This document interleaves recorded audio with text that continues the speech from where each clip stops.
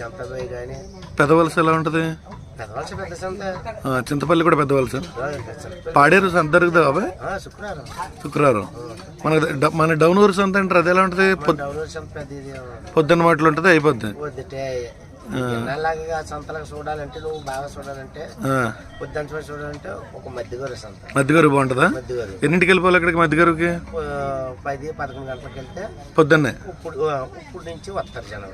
నుంచి సాయంకాలం 7-8 గంటల దాకా మంచి ఇది మధ్యగారు. ఎంత దూరం ఉంటుంది బాబా మనకి లంబసింగి నుంచి? 2 అడుగులు. ఇలాగే ఇప్పుడు షార్ట్ కట్ చాలా పెద్ద ఇదేం కాదు, ఒక 30 కిలోమీటర్ వస్తుంది. 30 కిలోమీటర్లు అంటే చింతపల్లి పైన ఇలాగే జీమాడుగుల మీదగానే లెఫ్ట్ సైడ్ ట్రాన్స్ఫర్ మన దీంట్లో జిమాడు ఊళ్ళోకి ఎంటర్ అవుతావా? అవును. ఎంటర్ అయిన తర్వాత లెఫ్ట్ సైడ్ ఉంటుంది చూడు, మన సామాన్లు అయ్యే సెలవులు. అదే అర్థమైంది. మధ్యగారు అనేది కొంచెం పెద్ద సంత. చాలా పెద్ద సంత. ఆ తర్వాత పెద్ద